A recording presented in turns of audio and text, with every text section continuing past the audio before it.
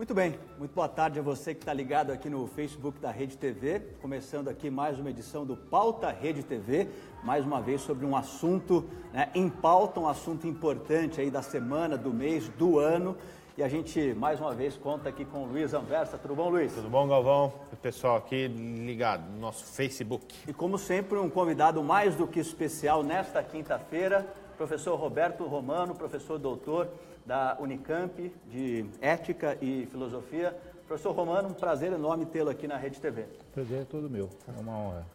A gente vai falar sobre pós-verdade, sobre fake news, né? Palavra que no ano passado foi escolhida aí pelo Instituto Oxford como a palavra do ano. Em 2015 tinha sido um emoji, né? Aquele lá da chorando de rir, né? Pela primeira vez não foi uma palavra, foi um emoji, né? E no ano passado a palavra pós-verdade foi escolhida como a palavra do ano. Não é uma palavra nova, né? O professor Romano vai até nos trazer, é claro, muitas informações sobre isso, mas ganhou mais notoriedade ainda, né? Identificando aí um ambiente em que os fatos objetivos teriam menos influência em moldar a opinião pública do que apelos à emoção e crenças pessoais. Professor Romano, a gente está vivendo realmente uma era da pós-verdade? Sim, se você disser que a idade humana é da pós-verdade.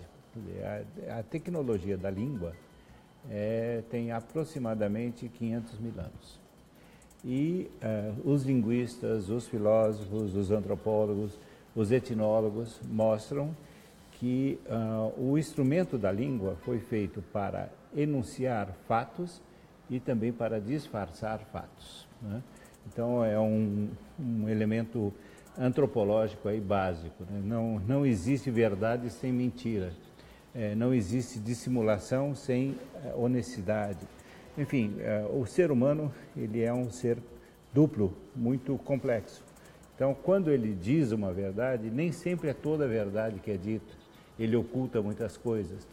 Nem sempre aquela verdade que aparece tão cristalina. Veja, Diderot, que é um filósofo das luzes, né? Ele, pensando sobre a matemática, ele queria que todos os homens se tivessem uma linguagem tão certa quanto a da linguagem da geometria. Daí, no fim da vida, ele diz, não, os geômetras brigam entre si, eles não se entendem sobre os conceitos matemáticos. Então, é preciso tomar um pouco de cuidado com esse desejo absoluto de verdade, e, sobretudo, com a posse da verdade, né? Uma coisa que ocorre muito no mundo de hoje é justamente essa posse da verdade por pequenos grupos que se digladiam na internet e outros lugares. Eu acho que podemos conversar sobre isso depois. Sim. Bom, o pessoal está participando aqui, professor. Alice Romano, Jerusa Soares, Caroline Pereira, Lisandra da Silva, a Maria José Ferreira, o Guilhermo Molina está na Flórida, acompanhando a gente, o debate de fake news. E falando fora dos Estados Unidos, né, professor? A gente estava até falando fora do ar um pouquinho antes. Talvez, acho que nunca as notícias falsas, fake news, estiveram tão no centro da discussão como na eleição do Trump, né? O que o senhor tem a dizer sobre isso? Olha, eu gostaria de partir do significado de fake, da palavra fake. A palavra fake supõe que você não está dizendo uma mentira absoluta. Que o objeto fake não é totalmente mentiroso, ele tem uma verossimilhança com o original. Por isso, ele mesmo é objeto de comércio e de consumo, né? E a pessoa que não tem o dinheiro para comprar um colar muito caro, ele compra um fake. Uma cópia, né? Aqui no Brasil, você se lembra a época em que os carros eram carroças, e em que as pessoas preparavam os carros para parecer, né? Parecer esportivo, parecer estrangeiro, né? Na Dacom, aqui em São Paulo, né? Tinha a comida, então, o queijo tipo brie, o queijo tipo, a coisa tipo, né? Quer dizer, o importante na fake é justamente esse fato, que não é que ela é uma mentira absoluta, ela tem capacidade de enganar pela verossimilhança, né? E aí é preciso ter conhecimento, né? Se você não tem o conhecimento aí objetivo, amplo, de todos os fatos, evidentemente que você leva a aparência de ouro por ouro. E não é. Né? E professor, na opinião do senhor, em que medida a proliferação das redes sociais acaba criando um ambiente propício para que essas fake news, para que a pós-verdade esteja aí tão em voga? Hein? Veja, porque as redes sociais, elas mobilizam, além de sentimentos nobres, elas mobilizam tudo o que há de mais selvagem no ser humano. Né? Eu digo sempre que boa parte do que nós encontramos nas redes sociais, até eu coloco entre aspas sociais, né? Tem gente chamando de antissociais. Antissociais. Né? Está, por exemplo, numa ética como o do Spinoza, estaria do lado das paixões da servidão humana. Né? A inveja, a calúnia, o ódio, né? O desprezo pelo outro, ou a falta de respeito, etc, etc. Então você tem esse movimento que é fundamental e que todo ser humano tem. É bom lembrar esse ponto. Quer dizer, não existem, do ponto de vista ético, aquelas divisões entre o santo absoluto e o pecador absoluto. Isso não existe. Né? E se todos os homens são passíveis desse tipo de paixão, evidentemente a tecnologia moderníssima da internet ajuda a canalizar essas paixões mais baixas. Né? Mas também aí você pode canalizar elementos mais elevados. Né? Eu lembro que na internet você encontra sites absolutamente maravilhosos que jamais a pesquisa imaginou na história da humanidade. Há um site chamado Perseus americano que tem toda a literatura da filosofia grega, romana, do Renascimento, etc., linkada palavra por palavra. Então você imagina você pegar um texto de Platão, você linka, você clica naquela palavra, vai para o dicionário, para a gramática, para as fontes teóricas, para as análises, etc. Então, é coisa que um pesquisador de 20 anos atrás precisava gastar dinheiro e tempo. Viajar o mundo inteiro. Ir para Berlim, ir para não sei aonde, aqui sim, você da sua casa. Então você tem, é uma coisa maravilhosa. Mas, por outro lado, você tem essa ambivalência que é própria do ser humano. Né?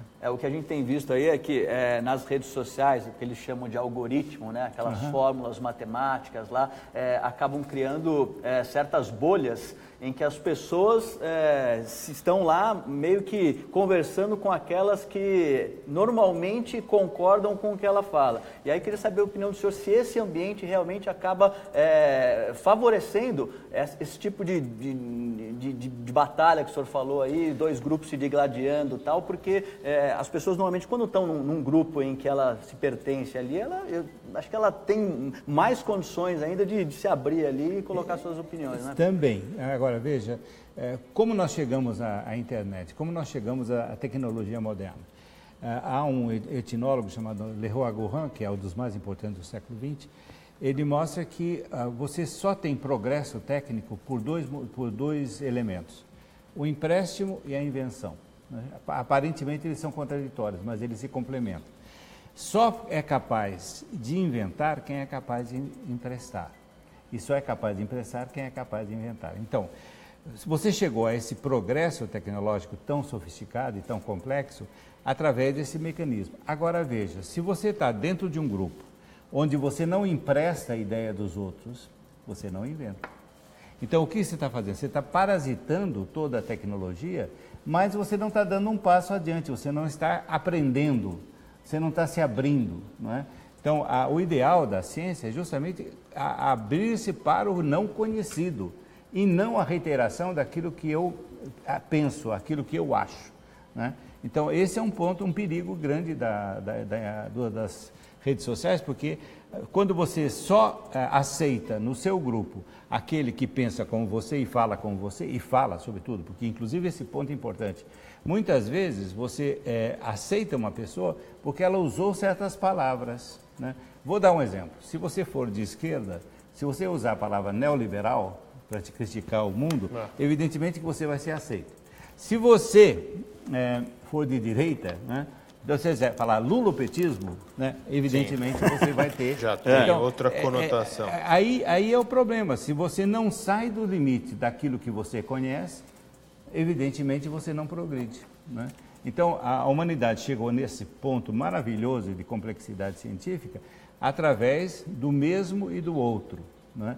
E não através da rejeição do outro, né? Esse é um ponto que me parece importante. Ó, professor, nas redes sociais aqui que estão acompanhando a gente, a Dilma Souza diz que, na opinião dela, na rede social o que mais rola são as fake news, as notícias falsas. Ela não acredita muito no que está acontecendo nas redes sociais. Ali a Ju também colocou algumas charges, né? Exatamente para explicar como é que está a nossa fase aí de acreditar nas notícias ou não. Já o Alan Souza, ele diz que o fake news também ficou mais famoso agora através de sites falsos, né? Então muitas notícias falsas vêm com sites falsos, o pessoal entra, ali também outra charge que nós separamos para ilustrar aqui o nosso assunto de hoje. Mas voltando um pouquinho mais para os Estados Unidos, professor, o senhor acha que teve uma influência real da eleição do Trump? Porque parte dos militantes lá da Hillary Clinton falou que espalharam boatos de tudo que é tipo, envolvendo o Bill Clinton até. O senhor acha que se não tivesse esse conceito, se a gente não tivesse ouvido falar de fake news em 2016, até a Ju colocou aí mais uma foto aí dele com a rede social que ele usa muito, né? Ele só fala pelo Twitter, só fala pelo Twitter, né?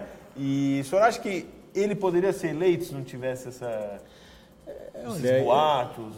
Eu digo que ajudou muito, mas veja, é muito ilusório você imaginar que no campo democrata da Hillary Clinton não existia a manipulação do fake news e também daquilo que é uma técnica muito conhecida em disputas eleitorais, religiosas, etc., nos Estados Unidos, que é a profissão do spin doctor, né? O spin doctor é justamente aquele que cria notícias falsas para destruir o inimigo.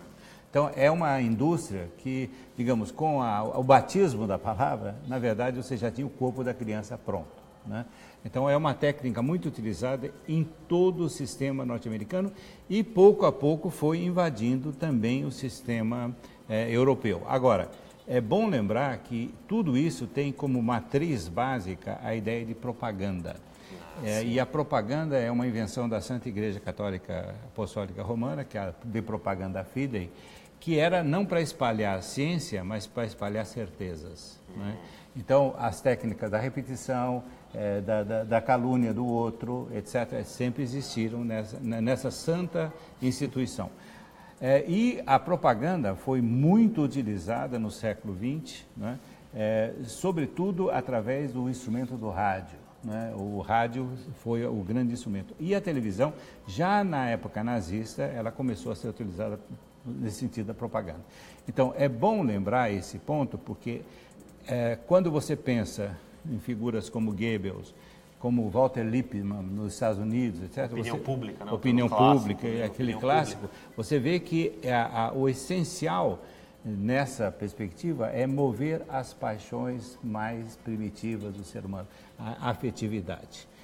Eles têm uma teoria das massas, né, que pensa as massas como um ser, aí evidentemente as feministas ficariam bravas, né, mas é o que eles pensam, porque eles são machistas, como um ser feminino, passivo e que tem que ser conquistado pelo sentimento, né? É uma questão gravíssima, né? Lá nos Estados Unidos há uma investigação que já está praticamente certo que houve essa participação até de espiões russos, né? E até de robôs, né?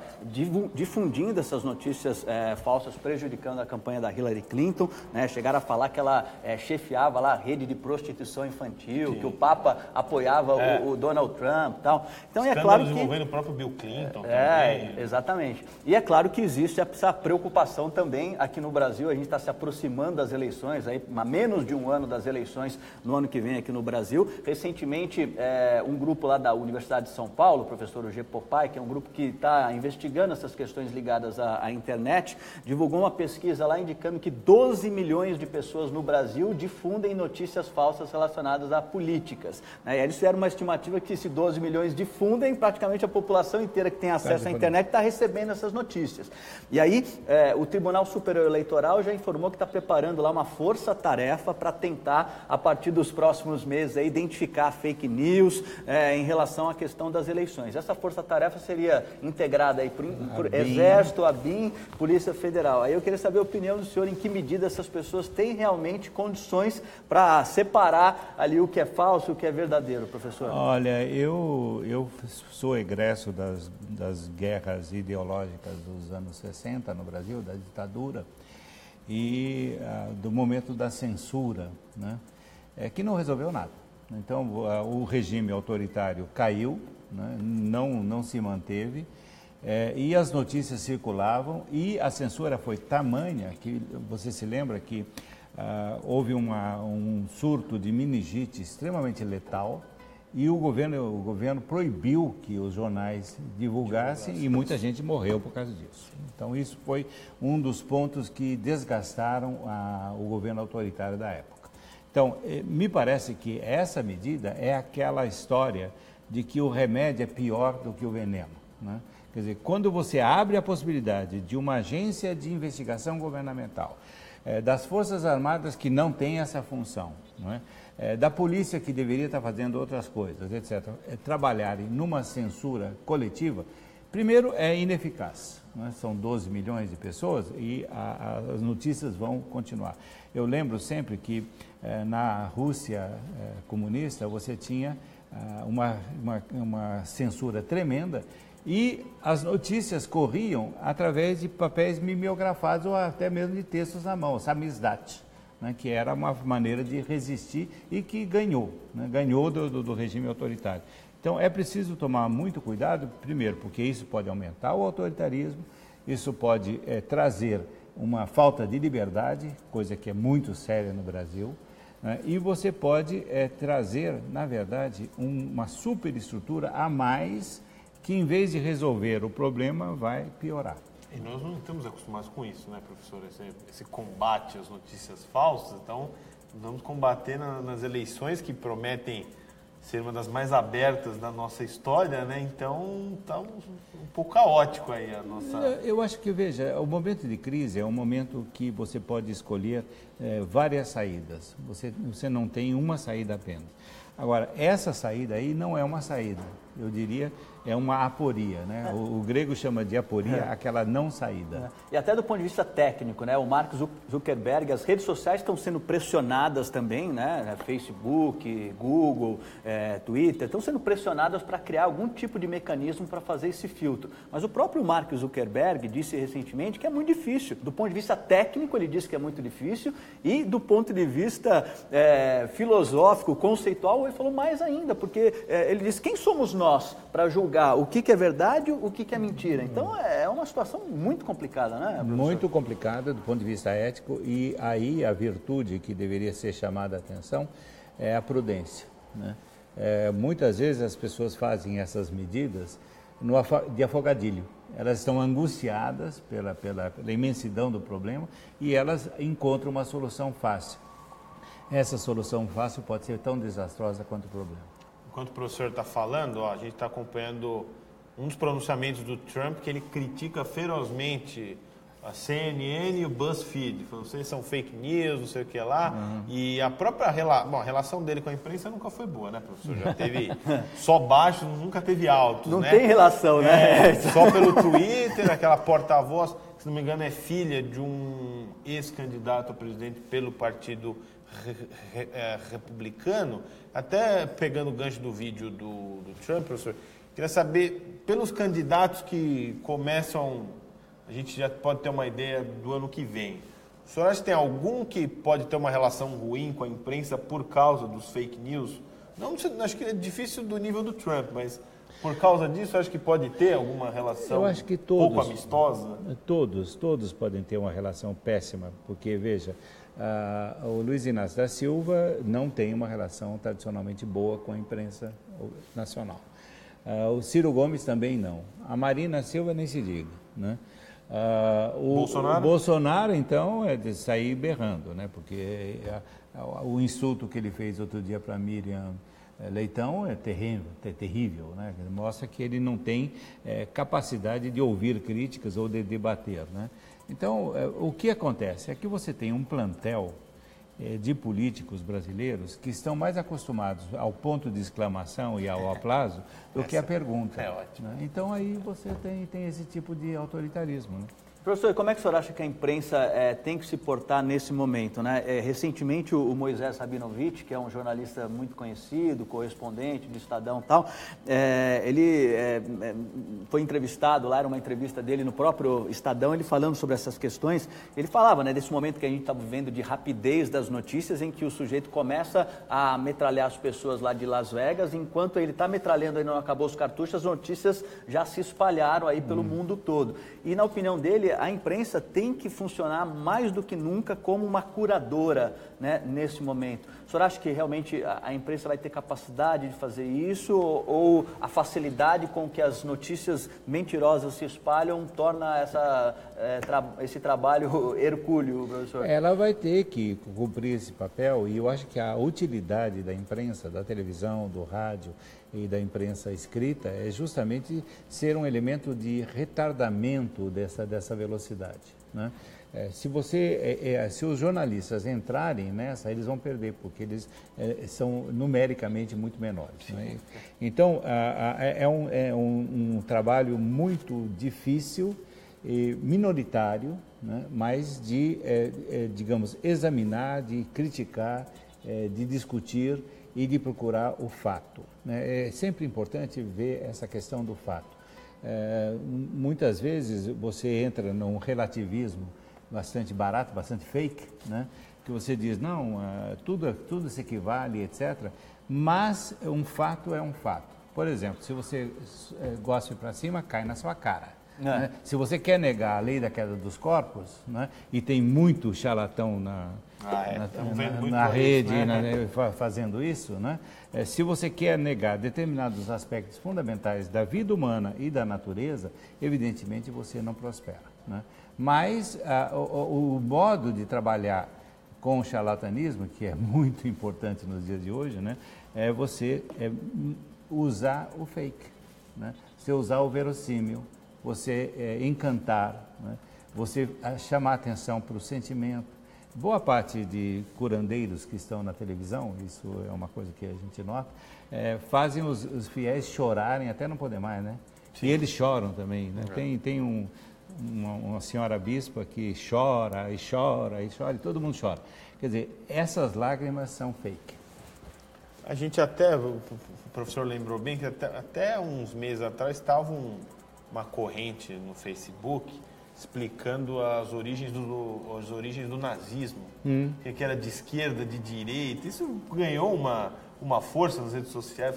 Não sei se o nazismo é de direita, de esquerda. E é exatamente o que o senhor falou, né? Agora olha para o alto, o pessoal nega até as coisas mais óbvias, né? Por causa disso aí, né? Exatamente, porque vem satisfazer as certezas do grupo. Do grupo, da bolha, né? Daquela bolha. Porque aquilo é um movimento de retroalimentação, né? Você só é aceito naquela bolha se você trouxer, digamos, a reiteração daquelas crenças. Estou lembrando aqui, professor, um conceito que o senhor numa das entrevistas que a gente fez aí já há alguns anos, né? O senhor falou, estava falando dessa questão da relativização da verdade. O senhor citou o Eric Auerbach no livro Mimeses, em que ele fazia lá uma referência, uma comparação, né, de diversos ambientes como se fosse um palco com um canhão iluminando. O senhor lembra disso, professor?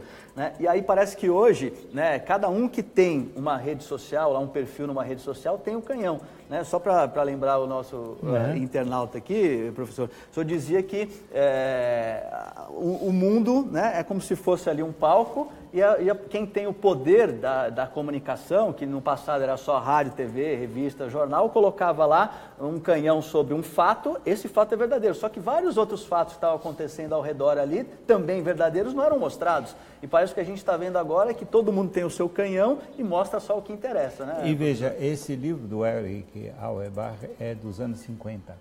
E ele estava justamente criticando a propaganda do Goebbels. Então, o que ele dizia? O que ele mais chamava atenção é para o fato seguinte: quando você tem que colocar o canhão de luz em todas as cenas, você precisa ter tempo. E a imprensa não tem mais esse tempo, os políticos não têm mais tempo, a religião não tem mais esse tempo. Então, como ele dizia, da verdade faz parte de toda a verdade, mas você precisa ter tempo para passar por toda a verdade. Então, esse é um ponto que me parece grave. O que está ocorrendo no mundo é essa rapidez absolutamente incontrolável que me leva a lembrar sempre, né, um dito do meu sargento do Exército, quando eu fiz o tiro de guerra, na Ordem Unida, para dar certo, assim, rápido, ligeiro, para não pensar, para não perder tempo. Quer dizer, é mais ou menos isso. Quer dizer, o ideólogo, o religioso, o missionário, etc., eles não podem perder tempo, né?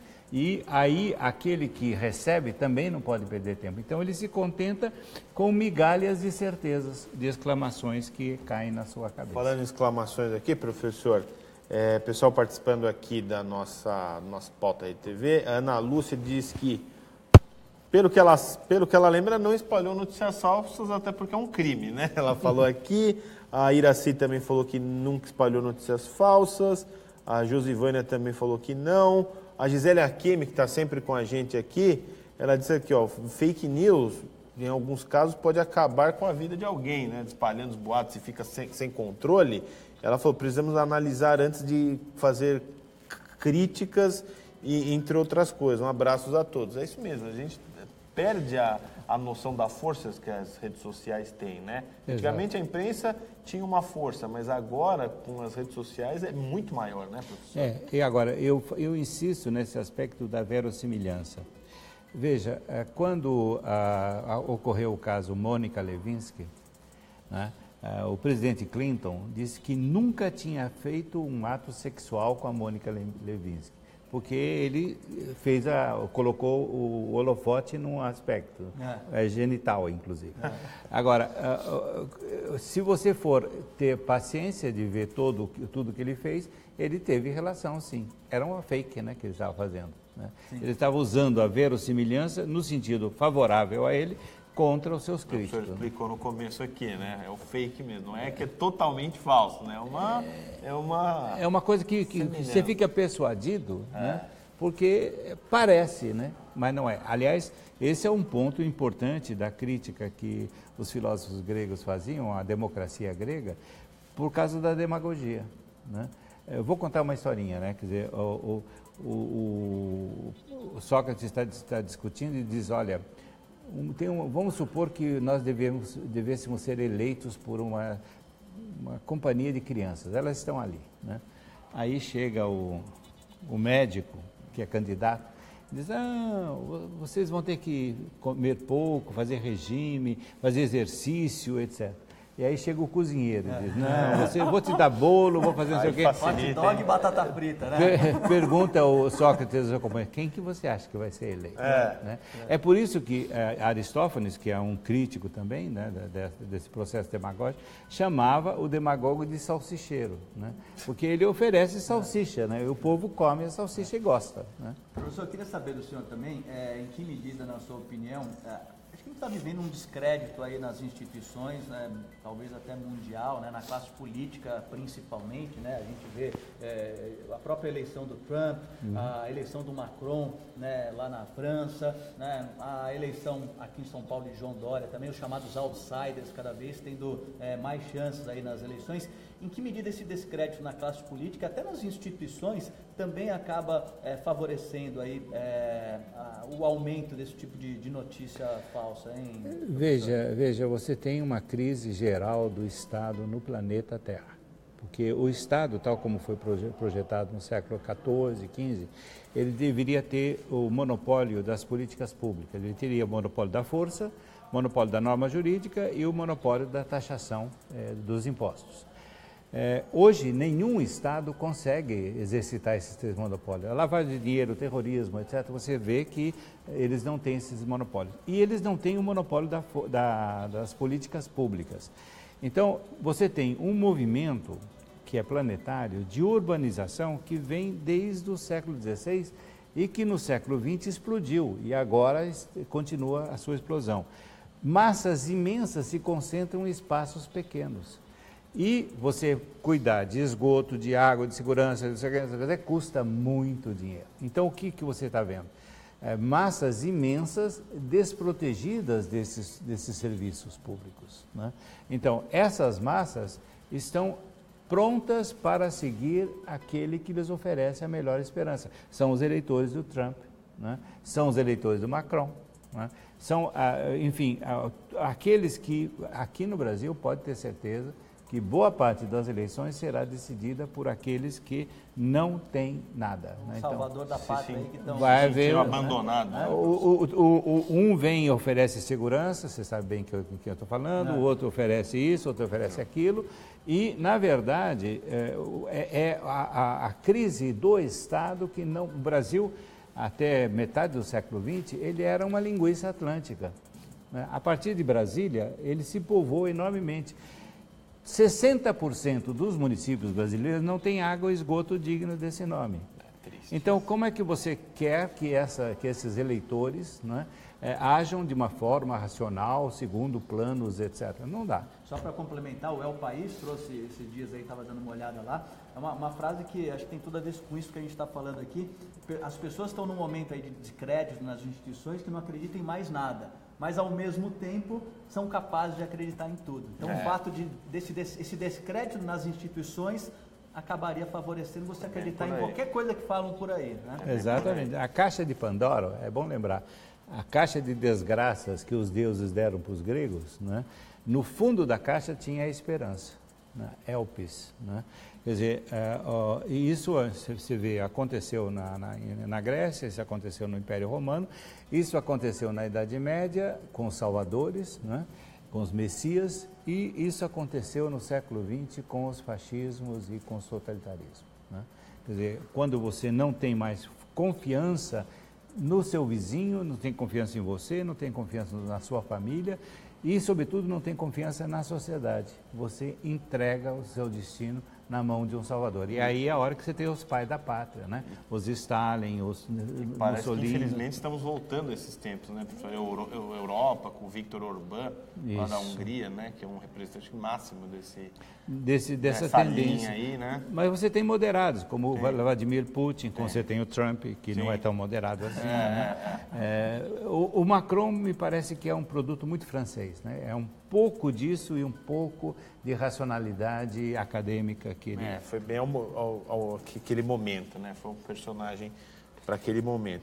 Estamos chegando aqui ao final já, professor, mas acho que uma das coisas que o pessoal está querendo saber mesmo, essa enquete aí, já espalhou notícias falsas nas redes.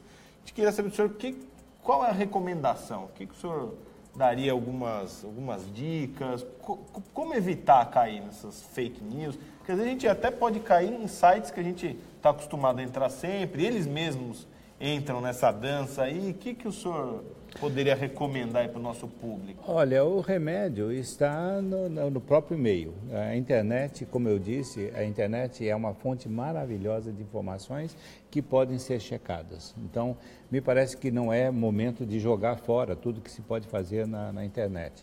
Segundo, usar a inteligência. O ser humano é uma grande parte afeto, né, sentimento, ira, desejos, etc. Mas ele tem uma parte muito importante que chama-se pensamento. E é bom lembrar que pensamento e pesar é a mesma origem. Quando você pesa uma notícia, quando você pesa uma palavra, quando você pesa um valor, você está pensando, né? E é tempo de pensar, né? Me parece que seguir como nós estamos seguindo, como uma espécie de manada, que define, de um lado, aquilo que o Elias Canetti, que é um grande pensador que recebeu o Prêmio Nobel do século XX, tem um livro chamado Massa e Poder, né?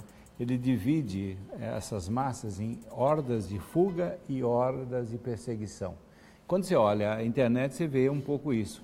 Agora, é simplesmente a pessoa se perguntar, eu quero ser horda ou eu quero ser um humano pensante? Né? A minha dignidade está no pensamento ou está em seguir a palavra de ordem dos meus amigos. Né? É esse o problema, né, professor? Até pedir para a Ju voltar, aquela charge lá do penso, logo existo, e acredito, logo estou certo, que o que parece que as pessoas não estão pensando, né, professor? E tem uma pesquisa que acho que é bem interessante em relação a isso, que aqui no Brasil as pessoas já estão utilizando mais o celular do que o computador em casa ou o próprio computador portátil para acessar as redes sociais. É uma pesquisa do relatório digital do Instituto Reuters mostrando que pela primeira vez aqui no Brasil os celulares ultrapassaram os computadores como o principal instrumento para acesso à internet. 65% das pessoas dizem que acessam a internet no celular. E aí eu tenho andado bastante de metrô, pelo menos toda segunda-feira eu estou andando de metrô, já há um tempo que eu não estava utilizando o metrô, e percebi que é impressionante. Você olha, 80% das pessoas estão lá no celular enquanto o metrô está andando lá e escrevendo, ou então falando e tal. E queria saber do senhor em que medida o fato das pessoas estarem acessando as redes assim, em movimento, não estar parado em casa, lá, tal, isso acaba gerando uma impulsividade maior e favorecendo esse tipo de difusão de notícia falsa, professor? O que eu diria é que essas pessoas estão querendo ser anjos, elas desejam ser anjos. Elas estão negando o corpo, o seu corpo, o corpo de outro, etc. Então, elas querem chegar nessa simultaneidade da informação e da comunicação que só pode ser feita por anjos. Né? Os corpos têm obstáculos.